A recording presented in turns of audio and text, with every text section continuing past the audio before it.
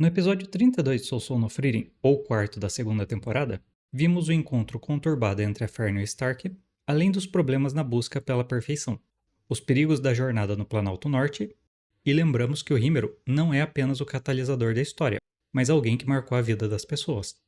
A história começa com coisas simples, uma imagem da cidade para nos lembrar do ambiente e um casal de pássaros, fazendo uma alusão ao episódio. Vemos a Fern se arrumando e levando isso muito a sério. E isso será o foco da história. Mas o estresse dela não justifica ficar brava e ser maldosa com uma elfinha sonolenta e inocente, e que ela deve ter acordado. Tô triste, não tô feliz.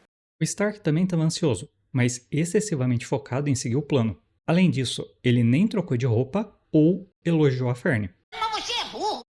E eu não devia reclamar. Parte disso é natural do Stark, e importante para o que a história quer passar. Mas existe um mínimo de protocolo social nesses casos, e Frieren também é entretenimento. Então... Animal! Burrão! Porém, ele repara na Fern e demonstra interesse genuíno nela, ficando até bugado de tão nervoso. Mas daqui pra frente é só pra trás, com uma sequência de situações que podiam ser boas e foram, no mínimo, desconfortáveis. Ao invés de começarem uma conversa falando deles, o lugar ou o momento, o primeiro assunto que conseguem é falar da Frieren. E isso até que tem função na história. Reafirmar sua personalidade, seus gostos por itens mágicos, excentricidade, como ela não enjoa ou muda fácil, e lembrar que essas termas foram uma decepção quanto a corpos femininos. Ah, hétero safado! Mas o maior problema foi dar a entender que eles não tinham assunto. Mesmo com pouca sincronia, os dois seguem, para um dos piores pontos do dia. Vemos uma barraca de acessórios, a Fern pede, do jeito dela, pro Stark comprar um colar, para mostrar que eles estavam juntos, e o Lerdo não entende, culminando em outro casal comprando o item, parecendo um presságio que as coisas iam dar errado. O que realmente acontece? Quando um momento clássico de romance termina mal. A Fern tropeça e o Stark a segura. Mas além de não surgir um clima bom, ele fala do sapato dela ser ruim para andar. E isso realmente a abala. Depois de todo o cuidado e esforço que ela pôs para ficar perfeita pro Stark, para ela ele nem reparou. E para piorar, ainda criticou. Então, para que se esforçar tanto? E esse encontro tinha algum sentido? Depois de mais uma conversa que piora o clima, o Stark não aguenta e pergunta o que a Fern estava sentindo. E ela fala que mesmo gostando dos lugares, não sentia que estava com ele. Então ele revela que pediu conselhos para Frieren, por achar que não ia conseguir fazer um encontro perfeito. E isso deixa a Fern muito feliz. Claro, muitas coisas deram errado, mas ele realmente queria que o dia fosse especial.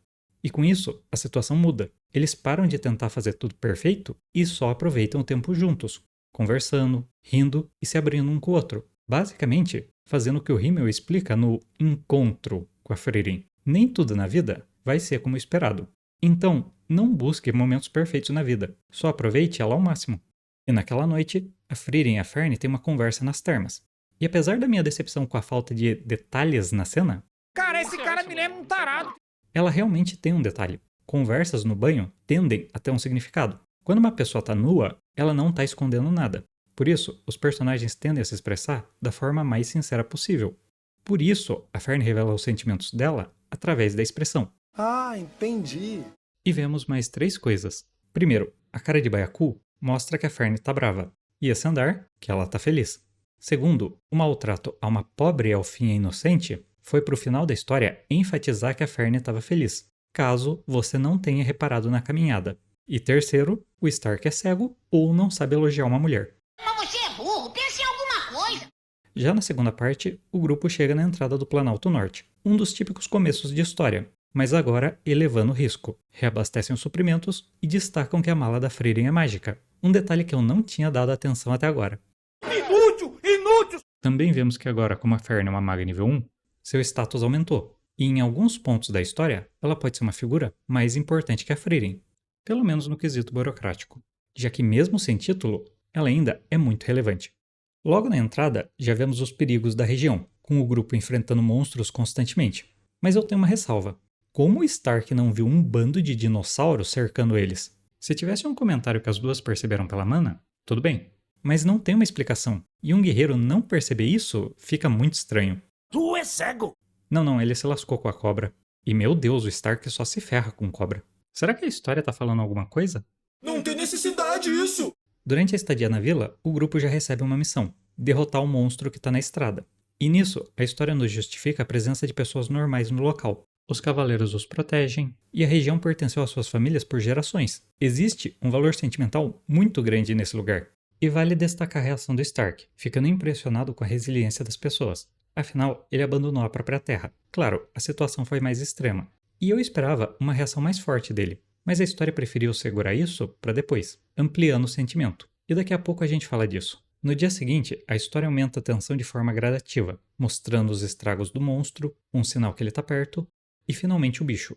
A luta foi complicada. O monstro era rápido o suficiente para pôr pressão na Frieren e na Fern, bater de frente com Stark, e a proximidade dos dois limitava o uso das magias de ataque. Por isso, a cooperação e vantagem numérica foram decisivas na luta. A Frieren deve ter confiado que a Fern ia proteger o Stark no último ataque, o que ela fez. Mas considerando a surpresa dele ao sair inteiro, e que ele não conseguia andar por achar que ia morrer, qual foi o plano dele? Eu não sei. Mas a reação de ficar paralisado é genuinamente boa. Isso mantém a característica dele de sentir medo das coisas, sem torná-lo um covarde inútil e irritante.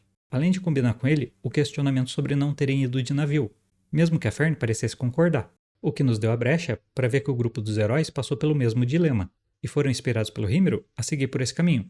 Dessa vez, não pelo senso de aventura, mas por ser o certo. Ele se tornou um herói porque queria proteger sua terra natal, e sabia que o povo do norte tinha esse mesmo desejo, por isso ele queria ajudá-los. E o que falar dele? Se o herói do sul foi um símbolo a ser seguido, o Hymero é um exemplo de pessoa. Ele não sinaliza virtude ou manda os outros fazerem as coisas. Ele os guia pelo caminho certo e inspira da melhor forma possível, sendo o exemplo. Por isso, ele inspirou a Frieren a ajudar os outros, e graças a ele o Hayter e o Aysen acolheram a Fern e o Stark. Ele não influenciou só a Frieren e o seu grupo, mas várias pessoas que nós nunca vamos conhecer. Ações são o melhor jeito de inspirar os outros, e o Hymero fazia isso da melhor forma possível, sendo ele mesmo. Para terminar, a coisa mais inesperada do episódio. O que é essa frase? Ela gera tantos problemas, e todos giram em torno de ninguém me disse que dava para comprar Frieren, onde e quanto é? Vamos, tesouro, não se junte com essa gentalha.